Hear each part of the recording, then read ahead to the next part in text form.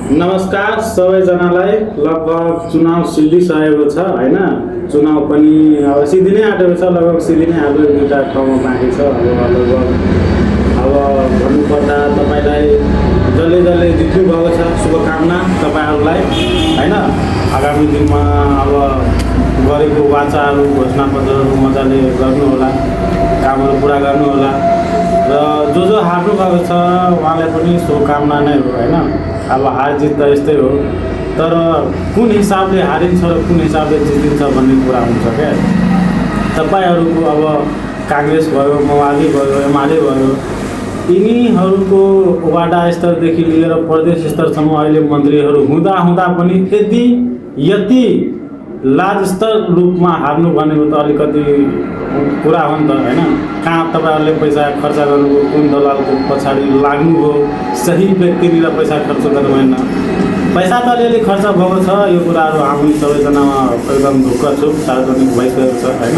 गोप्य सूचनाले यो त कन्फर्म हो। अब हारिसकेपछि तपाईहरुको अब समीक्षा बैठक राखेर हैन जवाफ त माग्नुपर्छ नि त, किन हारेको भन्ने अलिकति हुन्छ नि त हिसाबले। 50-100 यति भोटले हारो भने ल हारो ल ठिकै छ, घन्टी त जित्ने कन्फर्म नै थियो, त्यो आफ्नो ठाउँमा छँदैछ। तर यो हिसाबले जुन हार भएको छ त्यो नपच्ने हो क्या। सब पैसा मतलब बर्बाद खाएर दलालहरूले। त्यही भएर हार्ने क्यान्डिडेटहरूलाई म यही भन्न चाहन्छु हैन, अर्को पालिदेखि पैसा बाँट्ने खेल नगर्नु। घन्टेले त पैसा एक रुपैयाँ बाँटेन, किन जित्यो त? तेह्र सोच्नु हैन, काम गर्दै जानु, यस्तै हो हैन, भइहाल्छ एक दिन। र सबै सरकारमा कुनै न कुनै कमी कमजोरी हुन्छ, त्यो कमी कमजोरीलाई समातेर आवाज उठाउनु, प्रतिपक्षमा बस्नु, समाजमा सेवा गरिराख्नुहोस्। एउटा लहर आउँछ, एउटा क्रान्ति आउँछ सबै दशकमा, यो यस्तै बुझ्नुहोस्। र अब कुनै व्यक्तिहरूले जित्नुपर्ने थियो, जसरी कुलमान घिसिङज्यूलाई पनि जित्नुपर्ने हुन्थ्यो, तर घन्टीको लहरले उहाँलाई डुबायो। अरू यस्ता धेरै मान्छेहरू छन्। महावीर पुञ्ज्यू जित्नुभयो, एकदम धन्यवाद छ सबै जनतालाई, उहाँले जिताउनुभयो। त्यसै गरी तपाईलाई कमसेकम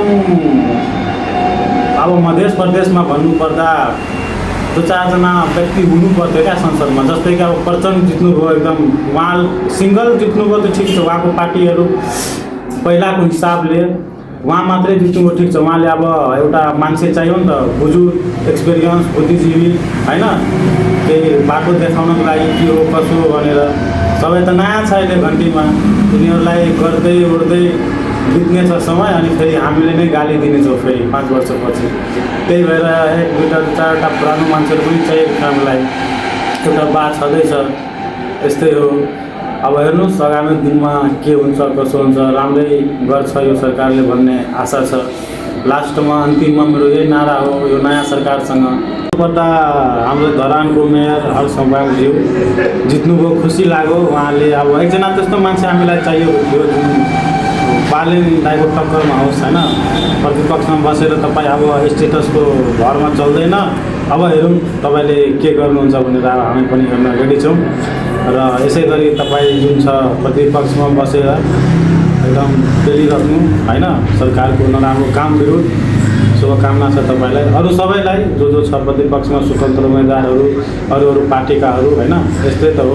किनभने लोकतन्त्र भनेकै प्रतिपक्ष भएन भने, स्ट्रङ भएन भने फेरि गाह्रो हुन्छ भने हैन। अब आगामी दिनमा सबैलाई शुभकामना। र हारेको क्यान्डिडेटहरूलाई सबैजनाले अब कहाँ के पैसा खर्च गर्नुभएको छ, अलिकति आगामी दिनमा बिना पैसाको चुनाव कसरी लडिन्छ भन्ने, त्यहाँ पैसै खर्च गर्यो भने कुन ठाउँमा गर्नुपर्छ, एकदम हल्लाको घरमा होइन।